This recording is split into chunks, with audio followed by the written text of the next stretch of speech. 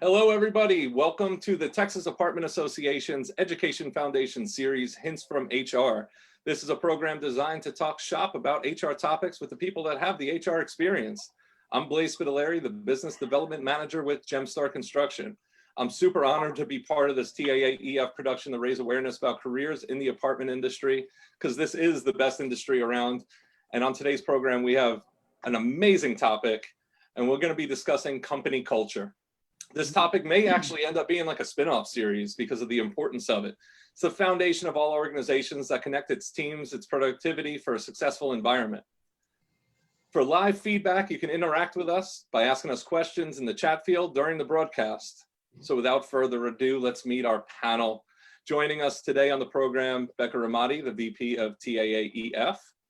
We have Nicolle Block, the VP of Amalgamated Management. You got it. HR expert today. A young lady that's been in property management for nearly 20 years, holding on-site positions in multifamily, spending some time in commercial management as a vendor in the staffing realm before joining Olympus Property as their talent acquisition specialist. Please welcome Shelley Maxey. Hello. Shelley, there's so many definitions of company culture. It means so many things to so many people. And we're going to get into what your company culture is and what the broad term of company culture is, and then really dive into the topic. But first, I believe you have a little bit of quick data, some research that has been done regarding company culture that shows how much culture plays a part to having a successful team. If you can share that. I do. So I'm going to read this little statistic that I found while reading an article. And it's according to an article called 42 Shocking Company Culture Statistics You Need to Know, which can be found on builtin.com.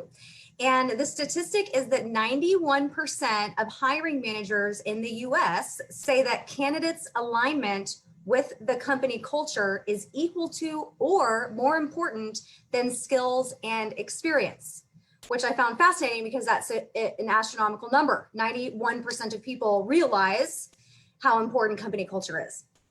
You know, and that is amazing too, because not everybody has a clear definition of what company culture is in general. And that's why we're here to discuss it as well, to find out the importance of it. Now, Shelley, over at Olympus, can you tell us a little bit about what company culture means to your organization? So company culture is such a broad term, right? It encompasses so many things like values and leadership style, ethics, work environment, mission. But really, I believe that company culture is an overall attitude and behavior of an organization. So it's the glue that keeps the company driven towards the big picture of success in conjunction with positive employee engagement and happiness. Very interesting, because that is, I think, what everybody wants to be, you know, what every organization strives to be. Now, Nicolle, I just want you to weigh in real quick as well of what you see company culture as a definition and what that means to you in general. Yeah, and I totally echo the point that it is so very important, yet so many people can't define it, whether it be defining it for themselves personally, what they're looking for, or, you know, as a company, what they're searching for in a candidate. But I would definitely say that, you know, similar to what Shelley said, that it's more of an attitude or a feeling, but it's kind of how your associates bring your brand to life. You know, it breathes, it moves, and it's not as transactional as your traditional business, you know, your NOI or, you know, your revenue, your expenses. But it's truly, you know, an embodiment of the people that have their boots on the ground representing your brand. And so if you haven't defined what your brand wants to look like and feel like, then you might be missing the mark on culture. You know, so I definitely think it's something and very topical for us to go on and on about. Yes, I think it's super important too. You want to feel like you're part of a family and an organization, that you're all working towards the same goal and you all have the same mission in mind. Now, throughout this chat, I hope that we think about our company's cultures and think about the company culture through the eyes of somebody new to the industry, a job seeker coming in. And let's say that a person is looking for a position within your organization and they're looking up company culture. Is a statement about culture easy to find on your website? And this is to you, Shelley. Well, I think it's important that it should be, you know, I mean, if you're thinking about your job seeker, they're not already engulfed in your culture, so they don't know anything about it. All they're going off of is the research that they're doing, and what you're conveying through your website. So it's really important that what you do convey is true to what your culture is all about, because it's going to attract that talent, and then in turn, right, it helps you hire and retain employees. So I have seen some websites out there where company culture is just like a blurb. It's a very small sentence or something really hard to find within like all of that text on a website. So I think it's important actually to have a designated place on your website to really convey through, you know, photos of leadership activities or volunteer work that your teams are doing, or your recent holiday party, or things that can create a more clear message and kind of like a visual emotional connection, because you want job seekers need to feel what it is without actually being a part of your team yet. Exactly. And the website is the first place typically somebody's going to go when they're looking for employment. They're going to go and try to find that information. But first, before that, when they are looking for a job, they're looking at your job postings. Now, typically when you put a job posting up, now, do you ever allude to anything that defines the company culture with your organization? Absolutely. Job postings, I mean, if you're thinking about, like, say, for example, a leasing consultant is applying for multiple leasing consultant positions in her area, his or her area. So it can be daunting to be looking at leasing consultant job descriptions over and over and over. They're all very similar. You know what a leasing consultant is and what they do. So making sure that you have some of your company culture content in the actual job description itself kind of makes you stand out and makes you a little bit more appealing to a job seeker who is applying for multiple positions across the board. So for me, I love to put kind of like enticing and exciting quotes, or what's awesome about Olympus, and kind of list some of those values that we have. You really want to bring in the attention of your candidates through your job descriptions, but of course you still want to make sure that they're professional. So they be professional and descriptive and clearly explain what the job description is. But I think putting some of that branded company culture content in job descriptions is very helpful. Well, and if I could add something too. So, think about this, and we're in the multifamily industry, and what do? We rent a box with 4 walls. And so what do? We're trying to sell it. We're trying to show what different values, we're trying to build that we have that maybe the one down the street doesn't have. And so when you're looking at these traditional job postings, if you have a culture that you want to put out there and you want to advertise, then that's the perfect way to look and feel different from every other job posting that they're going to see, from several other websites that they're going to see. And so, and of course, as long as it's well thought out, and I know Olympus is, right? So it's like well thought out and backed up by lots of action. But I think that, to her point, is that trying to find a way to make you stand out to that candidate is going to be key. And I don't think that many people either have defined their culture or really push it forward as much as they could. Yeah, it's definitely very important to do that, because you want to make sure that with the abundance of our industry in general, there are so many different management companies, so many different supplier partners. There's so many different ways to get into this industry. Any way that you can stand out to really showcase your company culture is definitely key. But how does somebody know what culture is going to be good for them, especially somebody new to the industry?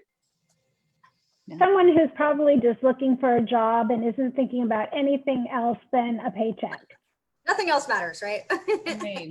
No. I mean, you have to, Nicolle, I think you've touched on this before when you and I have had this conversation about, understanding your own personal values. Right. So you want to, just as you are living your life personally outside of your work environment, you have certain values, even if you're not recognizing them as that per se, you have certain values that you live your lifestyle by. So maybe being conscious of those values and taking some time to reflect on what is really important to me personally, what are some personal values, and then using that to kind of lead yourself when you are looking at the company values for the position that you're applying for, to see if they align. Yeah, and it's funny because, Shelley, when you and I spoke on this at length, we used the word align. So I'm super pumped that your funny quote and fantastic quote said align as well. Yeah. But if you as a job seeker haven't identified what you're looking for in a company or thought about a time when you were the most successful or felt the most impactful or part of that team, you might not be able to define it, but if you go back to that feeling and then you back up and ask yourself questions like, okay, what was that really? Is it empowerment? Hopefully we're going to have, kind of lots of, we call it kind of the Miss America complex. No one's going to come out and say, we're a horrible company to work for. We're totally crooked as a dog's hind leg. No one's going to say that, right? They're hopefully all going to talk about integrity. They're going to all talk about honesty, but are they talking about leadership qualities that are attractive to you as the job seeker? Again, empowerment is something I'm very passionate about, growth and development. Is that part of the company's culture to where they really want to educate and grow from within? Well, then they're going to tout that. And so I think that, what we were talking about, Shelley, is that if you haven't defined what you want as a job seeker, it doesn't have to be a lot, maybe 2 or 3 things that are just not negotiable, so then what questions to ask during that interview, and everything else you find might be a bonus. And Shelley, I was going to say, one of the reasons that's important, understanding what your personal values are to align with the company values, is because if you're not doing that, then once you accept a position and you are with that company for several weeks or several months, if you hadn't taken that into consideration, you may then realize, this does not align with my values. Right. And you've wasted some of your time, some of the organization's time. It may kind of give you a different perspective than you might have had you done that research beforehand. Well, and we talked about, the culture is how our associates breathe our brand and how they live it. So, we also talked about Shelley and I also aren't fans of culture fit. We want it to be, you're going to be a culture addition or an enhancement, because once you're in, you have now you're part of the recipe. You're folded in, you're blended in, and now you're part of living that culture. And so I know that sometimes we know when we see people that aren't really, aligned with the culture. So I think alignment is really a key word to focus on too. Yeah, that's Nicolle, you just actually spoke to it. I was going to steal Shelley's quote that she said too about making sure that they're an addition, not fitting a piece into that company culture. So I'm glad you actually touched base on that. That was the next words out of my mouth. Reading your mind, Blaise. I'm reading your mind. We're in the zone right now. So, okay, we kind of quickly touched base on looking at the website to try to define what the company culture is. Now, there are other outlets that we can look at, such as social media and review pages such as Glassdoor. Can you kind of shed some light on how that plays a part into defining your company culture? Are you speaking in terms of the job seeker looking? As the job seeker looking, and then what you project into the masses. So for a job seeker, again, this is prior to you interviewing, it's prior to you being a part of this team. So the only way that you're really going to be able to understand what the culture is to do some research, resources. Everything is on social media now. And if the company that you're applying for, they have this great company culture page on their website, but it's crickets when you're out there and on social media trying to understand a little bit more about them, or the feedback from their employees, or the engagement that they have socially. If you're seeing nothing, well, then that might not demonstrate that they are, walking the talk, so to speak, that they're not only predicting that their culture is XYZ on their webpage, but making it happen in real time. So, establish some relationships. If you've got a network of people, ask for feedback, touch base with your connections, ask them questions about what it's like having worked for that company, or if they like it. Same with, clients or customers that maybe have been involved with that company. And then Glassdoor reviews, you can go on Glassdoor, see if any of the current employees or past employees have written any reviews. I know Olympus, we're big on that. We love to do surveys. We love to ask our employees, hey, tell us more. We want to know how we can perfect your experience. We want to make sure that you're happy, but we also want you to tell everyone that you love what you're doing and who you're with. So we encourage Glassdoor reviews. There's a lot of resources online these days that you can just stalk away, look as much on Facebook as you can, and looked on LinkedIn, go to this person's page and this person's page, and you'll end up really getting a good feel for what the culture is really like if you take some time to dig through. I just want to touch base too and shed some light on what Glassdoor is for anybody that doesn't know, because I was not fully aware of what it was as well. I've heard the name before, but it is a website that former employees or current employees can leave reviews about the organization that they're with. They can do it anonymously, I believe, and the organization doesn't really have control over it, where they can like remove like Google reviews, for example, or anything of that sort. So if you've never heard of it before and you're looking for a job, that might be another tool to use to look up company culture. And now let's get to an interview, because this is really where you've made the effort, you got to the seat, you're sitting down with individuals. How do you talk about culture during the interview? How do you prepare yourself as the job seeker and as the interviewer? Mm-hmm. Well, do you expect a prospect to bring it up, or does that say something about them? I don't expect it because it's not common, but I love it when somebody does bring up culture, because it is so important to me. It is so important to the organization I'm a part of, that when someone brings up culture and they're conscious of what it is and why it matters to them, I get a little excited, because it's important. For an employer, I think that asking questions during the interview process is helpful to understand how important culture might be to your possible new hire. Maybe just flat out asking, what is company culture to you? How much does that matter? And then on the flip side with, interviewees, if you're interviewing for a position and you've done all of your research and you know that an attractive company culture for this company that you're applying for is fun, well, you might want to ask that employer, how do you create a fun work environment? And that person should be able to articulate to you how they're making that present. So let's say somebody does all of their research, they find out that, hey, this company's values align with mine, their culture is outstanding. Would you like to see that on a resume, like tailor a resume to really share those same traits? Would that stand off a page more? I would only do that if that truly is authentic to that candidate. I mean, if they take a look, if they take a look at that, and like I've seen, like the top 5 Gallup strengths going across, people's, top of people's resumes or their core values. So I think that if it's a true authentic alignment, I think that it wouldn't hurt. But don't be someone that you're not. I think similar, to what Shelley said, too many times, either we're in a desperate situation or they're in a desperate situation just to have a job. And that is just a shortcut to a long headache, as I've said for a long time. And so I think that, sometimes we get in a position to where it's good enough. And so if you haven't identified those 2 to 3 non-negotiables on both sides and what characteristics you're looking for, then you might make the wrong choice, either the job seeker, or the one interviewing, because it's a selection process on both sides.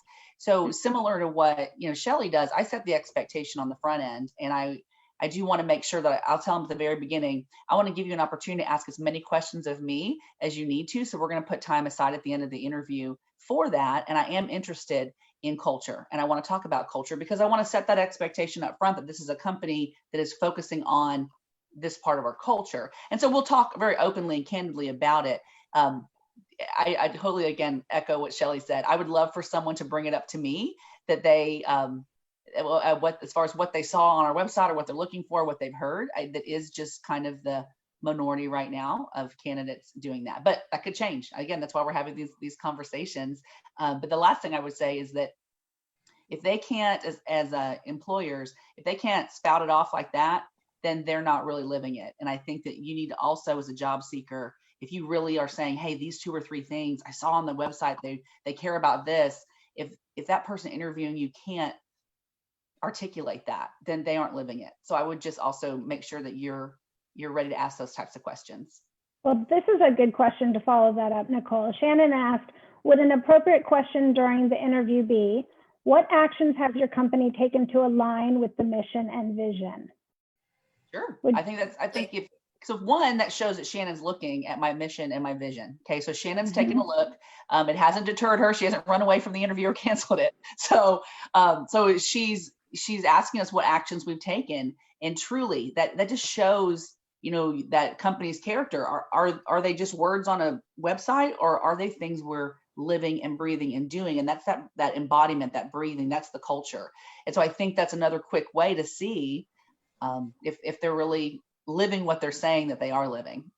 And it also shows that's something that's key and important to you as a job seeker. So you're immediately letting your possible employer know, hey, this was so much on my mind while I was looking at your website, and is something that is so important to me to match with my personal values that I want to have a conversation about it. Definitely. Absolutely. Now, have you noticed, or have you seen in the past a disconnect maybe between like a corporate company culture and a culture within that organization on site? Now they're living two separate lives, basically. They're doing two separate tasks. They have different sets of responsibilities. Has that ever been the case where there's a completely different culture shock over here, and what the corporate culture is trying to portray is something completely different? Absolutely. Yeah, 1000%. Yes. That's why we're having these calls. I mean, it's about it's that disconnect. And so again, it's that Miss America complex. Like the corporate office is saying, here's what we've identified, here's what we want to focus on, go do it. But they might not be living it or coaching it or ensuring that it's going, and it's just that common thread between everyone in the company, and then turnover happens. And that's just, you have to learn how to be consistent with change, because really change is the only consistent we have. So you have to be able to, again, articulate that and then go back and reinforce it and do it again and again and again. And I think that's when the divide continues, is when someone has defined it and expects someone else to execute it. So that's from my perspective. I don't know, how Shelley feels too, but we see it all the time. And also when and if there is a key component, a leader or otherwise, who is not embodying the company culture, in turn not demonstrating that through their leadership style, that can drastically affect the disconnection between like being in on corporate side and being on the on-site side. So part of company culture is to ensure that it is understood and that everyone is on the same playing field in terms of wanting to teach that culture to the rest of the employees that come on board, whether it's a new leasing consultant or it is a new business manager or regional manager. So it's being present and it's having communication. And I think that there's oftentimes a disconnect in communication from upper management or from corporate to the on-site side. And so, that connection needs to kind of like be a little bit more kind of conducive to each other. I'm going to give an example. I had a manager at one point tell me that she loves Olympus because regional managers, HR team members, and other leaders visit on site. Whereas other management companies that she's been a part of before, if a regional manager or an HR representative were to come on site, you're in trouble. Two very different things. And so if you have a positive culture and it comes from the top down, then everyone can feel that, from the leaders to, your on-site teams. But make no mistake, though, you are showing as a corporate associate and as a site associate, but talking more about the disconnect between corporate and site, make no mistake, you are showing them what your culture is every single day. Whether your intention matches your execution, it doesn't matter. You are showing them. And so if whatever you're living is the culture, because again, it's not transactional. It's not your NOI. It's how you represent your brand. So it's everyone's responsibility. And I think just like, somebody in their career always wanting to evolve, I think company culture is always evolving as well. Yeah. You need to continuously try to make the positive strides forward to set the best example and make sure that your leadership and your teams and everybody is on board with that. I do have like a little bit of a question about maybe rebranding company culture or reinforcing an existing brand for people that are joining your team. Now, I've seen organizations try to rebrand because it takes a second, right, to destroy company culture, and it takes a lifetime to build it up. What are your thoughts on it? Shelley, maybe you can touch base first, and then Nicolle, what are your thoughts on rebranding company culture or reinforcing it, and what does it all look like? I'm actually going to let Nicolle go first, kind of some rebranding. Yes. So I would also I would say that it starts with a step, and rebranding is sometimes it's something just as small as, again, going back and redefining. Do you feel like you're comfortable with the core values that you're putting out there? But I would go back and look at all of your touch points, and how similar to what Shelley said. We've all heard that. When Shelley, I knew exactly what Shelley was doing. That's why I did this, right? Whenever she was talking about the regional managers going on site. And so I will also say, like, for instance, as a newer regional and VP in companies I've worked in the past, it was hard for associates to understand that I was just asking questions. I was just coming out. I was just talking to them because of how the patterns have been in the past, maybe with previous people. And that's kind of career wide. And so I think it's really truly, if you're going to rebrand, it starts with a step, and tomorrow's a new day. So if you really want to take a look at yourself and your company and say, how can we project something differently? Because again, no one intends to do a bad job. No one intends to wake up and say, gosh, I hope I just suck today, hopefully. But it just, again, you're putting something out there. So do you know what you're putting out there? So I think that's the first step for rebranding. And then really having people hold you accountable to it. It's another measurement, just like anything else. And so if you are, I was laughing when Shelley said, we really ask our associates what they want. I think that's beautiful. I think that's fantastic. We ask our residents what they want. We survey them all the time, right? Does it mean that every single one of the comments is gospel? No, but there could be a common thread, and that's what we're looking for. So I don't know why we wouldn't ask our associates the same questions and just look for that common thread. There'll be some that are upset with us, some that aren't, some that, you're going to get the mixed bag. But if there's a common thread that says XYZ person, is destructive to our culture, or they're always grumpy, or they never come out, or, but you hear it from 10 different people, then are you listening, and what are you doing about it? So I think that it's just asking those questions, and just every day it's consistency, and build that consistency. I laugh because Shelley and I both talk with our hands, and we keep doing this, right? We keep talking about consistency. It's the same all the way across the board. So I would say, as far as trying to rebrand or redefine it, you're going to have to be committed. You're going to be 100% committed to that consistency. A lot of it also starts from the beginning, from the interview process, from recruiting and hiring. If you're not elevating your culture through your branding, through the hiring process, through the interview process and the hiring process, then you're not setting the right stage and the right expectation for that person who will potentially be an employee, excuse me, to understand what your culture is. You have to project it from the very beginning so that they can being involved from the very first step, as you were saying as well. So that's not as much rebranding as it is just kind of elevating your brand and making sure that everybody that's coming in, that's new to your teams, get a feeling for the culture from the get-go. Yeah, absolutely. I want to remind everybody too, if you're watching us on live, if you have any questions or comments, please put in to the comment field. Becca's given us our time is almost up. Hold on, I'm being pulled out of the screen. Hold on.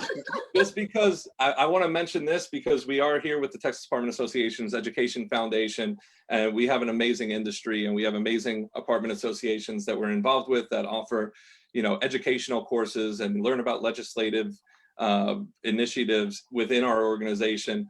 How is being involved in the associations part of your culture, if it is? And I would like to just quickly hear from Shelley and Nicolle as well on getting involved in the associations. Well, having been on the vendor side and having been in multifamily for as long as I have, and I have been personally involved with the Texas Apartment Association and the local associations, as are many of our team members across the nation, it's very important. I mean, it's a great way to continue to network within your industry, grow, learn, be more educated, and have resources through the Texas Apartment Association, such as this, where you're having an opportunity to engage. Yeah, and I would echo those sentiments, and I would also say, remember, I've been blessed to serve the apartment association for quite some time, and I love to watch the culture come to life at every single meeting. And I watch everyone. I'm a people watcher, and so it's like as I see the representatives of those companies at every single meeting, at every single event, it helps me to shape what I feel their culture is at their company, and I think that other associates are doing the same thing. So I also feel like that networking opportunity is our best way for free advertising, because we are walking, talking billboards for our companies. So I would say being involved has so many fantastic things that come along with it. But I think networking and helping to share ideas just like this is paramount right now. I just want to add too, I think your organizations are super lucky to have individuals such as yourselves to be part of them and representing them as well. And thank you for your time today and the mass amount of information. Before we close out, Becca, do we have any comments or questions? No, I think we're going to wrap it up there with one plug for our Be the Next Room to Grow Ambassador Maintenance Edition. Blaise? Yeah, so the TAAEF Be the Next Room to Grow Ambassador Video Challenge is back. This year, TAAEF will be focusing on the maintenance professionals in multifamily. So make sure that you get out to your teams and you take a video of your maintenance professionals, and they're the ones that help your properties succeed truly. And the process is super simple. So if you have a superstar on your team, they just answer a few questions on video, you upload it, a panel of industry experts select the finalists, the winner is voted on by the public. They have a professional video made for them. Their story is told at the 2021 TAA conference. They get free registration and hotel as well. So it's a fantastic opportunity for them. You can begin spinning these videos right now, and you have until January 26th to do so. You have more information. If you need it, go to TAAEF.org. I think they get a $500 gift card from HD, right? And a $500 gift card. I mean, not that it's about the money, I'm just saying, but I mean, hey, I'll take it. Thank you all so much. Next week, we're going to be talking about job descriptions with Sarah Fox from DG. So join us then. Thanks, everybody. Thank you guys. It's amazing.